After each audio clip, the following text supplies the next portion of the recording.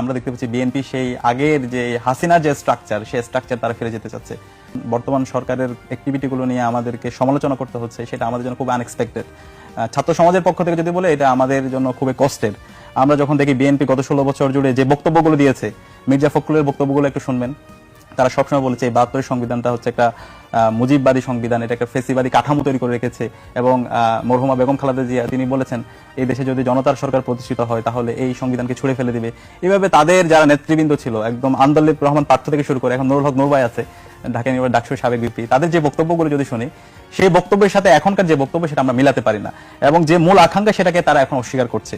এবং পুরো সময় জুড়ে 2 মাস জুড়ে আমরা দেখতে পেলাম আজকে তারা মৌলিক অধ্যাদেশগুলো তারা বাতিল করে দিয়েছে, যেটার জন্য জুলাই হলো, যেটার জন্য এত মানুষ জীবন দিল, সেই মূল আকাঙ্ক্ষাকে তারা এখন অস্বীকার করছে। কারণ কি মনে হয় এটি আসলে আপনার কাছে? এখন কারণ হলো বাংলাদেশের 55 বছর জুড়ে আমরা যেটা দেখতে পেয়েছি যে যখন কেউ ক্ষমতায় যায় সে ক্ষমতাকে কুক্ষিগত করতে চায়, তার মধ্যে ফেসিস্ট হওয়ার আমরা মনোভাবনা দেখতে পাই।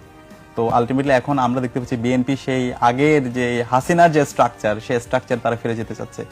তো আমরা তো 54 বছর ধরে একটা আনসিভিলাইজ স্ট্রাকচারের মধ্যে দিয়ে গিয়েছি, যে স্ট্রাকচারটা এখানে আমাদেরকে গুম-খুন, আয়নাগর থেকে শুরু করে বিচার বহির্ভূত হত্যাকাণ্ড, বিচারিক হত্যাকাণ্ড এবং অবৈধ নির্বাচন সেগুলোকে বৈধতা দিয়েছিল।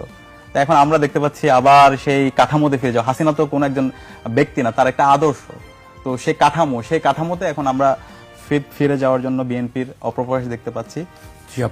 সেটার জন্য আমি যেটা বললাম, তো এখন যে বিএনপি যে সিদ্ধান্তগুলো নিয়েছে, এই যে গুম প্রতিরোধ এবং প্রতিকার অধ্যাদেশ, যেটা খুবই আনফরচুনেট। এখন পর্যন্ত ইলিয়াস আলী গুম অবস্থায় আছে, সুমন ভাই এখন গুম অবস্থায় আছে, ছাত্র শিবিরের ওয়ালিউল্লাহ মুকাদ্দিস গুম অবস্থায় আছে, অনেকে। এবং আমরা সবাই গুমের ভিকটিম ছিলাম। গুম কমিশনের যে রিপোর্ট, সেই রিপোর্ট আমরা দেখতে পেয়েছি।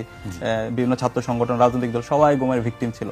তো এই গুম প্রতিরোধ প্রতিকার অধ্যাদেশ বাতিল করে দেওয়া, মানবাধিকার কমিশনের যে অধ্যাদেশ সেটা বাতিল করে দেওয়া, এবং পরবর্তীতে আমরা দেখতে পেয়েছি 5 জন যারা সদস্য ছিল তারা পদত্যাগ করেছে এবং সংসদে যে বক্তব্য দিয়েছে সেটার সাথে এখানকার যে আইন তার সম্পূর্ণ দ্বিচারিতামূলক, এবং ওনারা সেই ব্যাখ্যাটা পুরো তাদের প্রেস রিলিজে দিয়েছেন।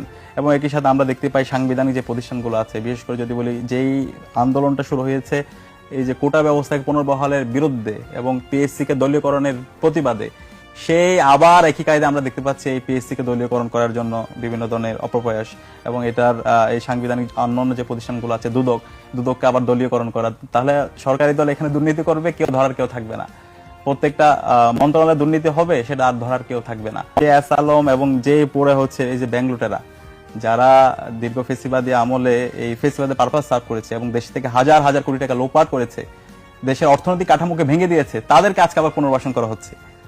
তো এই কারণে আমরা বলেছিলাম বিএনপি তার নিজের পায়ে নিজে কোড়াল মারছে। মানে কারণ সাময়িকভাবে তার কাছে